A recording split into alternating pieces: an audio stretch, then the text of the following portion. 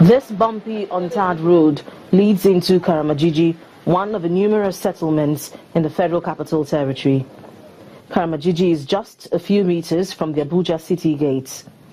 But despite its closeness to the city center, it shares absolutely none of the amenities which FCT residents, at least those living in the city center, can boast of. It has neither pipe-borne water, primary basic healthcare center, nor good roads. But residents here say the major problem which they are daily confronted with is the epileptic electricity in the community. Why I say we feel government present? When they were doing election. Bode Oshuntoku is a resident of Karamajiji. He says the electricity situation here is appalling. I have been in this Karamajiji for over 3 years plus. Since I came to this Karamajiji, my fridge have never worked one day because of problem of light. Some residents told Channel Television that it's bad enough that they do not have regular electricity, but what is more frustrating is the electricity bills they are handed with every month end. In respect to NEPA bills, I would say that it is very funny, in the sense that we don't have meters that we are using in our respective houses. So they do bring bill, anything at all they like, they'll bring it to us. I remember there was a time that you were paying just about 2,000. All of a sudden, they increased it to 7,000. Light situation is very worst in Karamajiji. They are giving us the amount of bill, which is no light in Karamajiji. As we are having light now, you cannot carry any, even television, you can't carry it. Even charge phone, you cannot carry it. And every month, they give us 13,000 naira per month. Bayo Jegede also lives in Karamajiji. He offers to take me to his home and show me his electricity bills, which he says is not proportionate with the electricity provided every month. Photocopy originals. October is 2,440.20. November 11,571. I have to go back there. When I got there, I said, how come about this bill? Say that that's what they decide to give. It's okay, that's what they decide to give. Okay, I too will decide what to pay. I will not even pay. So see that I don't even pay. His next door neighbor is eager to also show me his electricity bill. On 29 May 2015, then bring 13,733 for us to pay. I went there, I personally, to ask them, why is it supposed to be? They said that is how government increase it. With the absence of meters in this community, how then does the distribution company bill the residents? We arranged a meeting with a spokesman of the Abuja Electricity Distribution Company to get answers to these questions. It is an abnormal situation to expect that your electricity bill will be constant. It's an abnormality. I mean, because you cannot accurately regulate what you consume. Even where you have a meter in your house, you cannot accurately regulate what you consume. That, okay, month A, I will consume 3,000 naira worth of energy, especially for those who are even the postpaid meter, even the prepaid meter customers. There are situations you have more visitors, but maybe during holiday period, or maybe the weather is cold, or maybe there is a particular program you like watching. Any issue could come up. Mr. Fadipe also explained how the company bills customers. There are estimation methodology. One of them is the historical, the other one is the grid factor. Now, for the historical, it's a matter of what did he consume last month?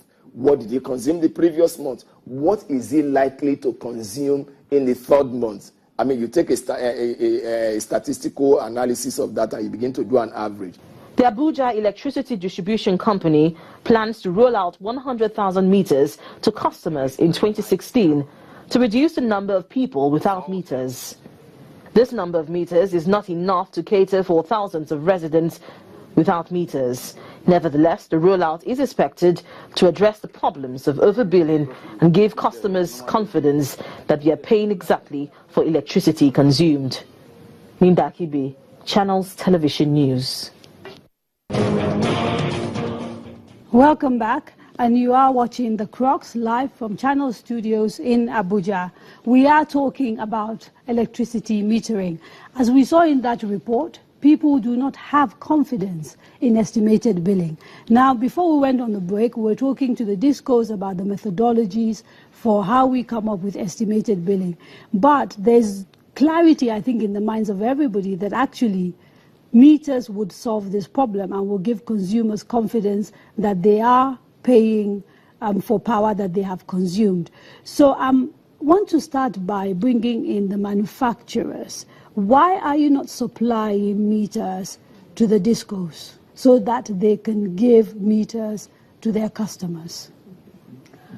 Good question, actually. But I'm not sure the question should be why are we not supplying meters, right? Because as I mentioned earlier, we have the capacity to supply. I mean, not just to supply, but to actually produce, supply, and install these meters.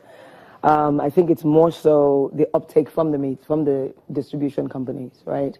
At the onset, or shall I say, at the beginning of the privatization process, or post-privatization, we saw very little uptake at the time. So in 2014, several manufacturers like ourselves were bleeding for the most part. We had capacity, right, installed capacity and the ability to produce these meters. In fact, many of us had borrowed money, right, from both the DFIs and the commercial banks at double digits, produced many of these meters that were available. But at the time, you know, the discos obviously at the time as well were saying that they were understanding their assets. They had just acquired these assets. They needed to do, as Bob mentioned earlier, enumeration, understand who is within their network, who should get what type of meters and all. But the real answer to this really is that, Ms. Moderator, there's a shortage of financing in the system, all right? The discos will say that they are unable at the moment, considering one, the cost reflective or lack of a cost reflective tariff. They're not collecting enough revenue to be able to fund fully what the meters will cost. Take, for example, a single face meter that is a smart meter that you're rolling out in a city, right? Under the old NERC price, right, that meter would cost about 42,000 or so. A three-face meter. How much does it actually cost to sort of manufacture and install? Now you're asking me for the trade secrets and how much it actually costs me to produce my meter. If a disco comes to you and wants to buy a meter, what's the market price? Right, so the market price is what I just stated. It's about 42,000 on a single face and about, and correct me if I'm wrong, about 60-something thousand on a three-face meter. And this price is a uniform? They're uniform, set by the regulator. Now the problem with that at the moment as well is the fact that this prices was set in 2014, when the foreign exchange rate at the time was about 160 naira to the dollar. Today we are at CBN rate, probably about 3. But you proudly told me at the beginning of this program that you're a Nigerian company. Absolutely. And you manufacture in Nigeria. Absolutely. So why are you that adversely affected by the foreign exchange? Excellent. I'm trying to understand that. Excellent question. So when you look at my production process, and the inputs of production. We're talking circuit breakers. No factory in Nigeria produces that. We're talking cables. Now I have some factories in Nigeria that produces that. We're talking chips, and well, we're talking actually what is known as the motherboard, or the motherboard, which is the brain of the meter. No factory at the moment. Well, no factory at the moment produces that. However, we as a company are now investing to actually what is known as backward integrate, to begin to produce all of these components. My colleague on the panel will also tell you the same, to produce all of these components here in Nigeria. Prior to now, none of these components that are used in a meter are produced in Nigeria today.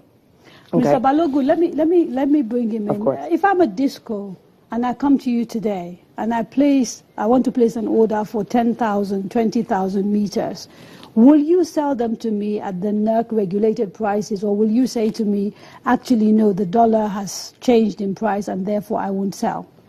Yes, thank you for that question. Actually, I will sell to you at international price. I don't understand.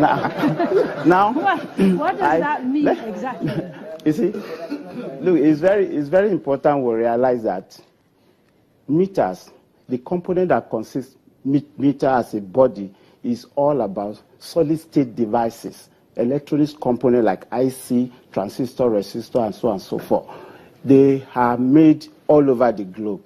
Even most of the countries source their component all across the globe. There are some basic components we're supposed to have locally, like the plastic component, which we have petrochemical industry that's supposed to produce. But we are saddled with lack of uniformity in our demand. So to actually engage the petrochemical company to produce all those plastic components becomes an issue because they need volume.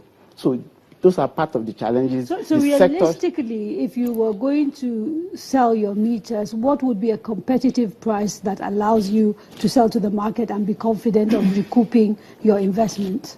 Yes, the price is not sacrosanct. That's what I'm saying. Because if I say the NERC regulated price, they regulated the price about 2-3 years ago. My question is straightforward, and you're dancing around it. I'm talking about here, now, today.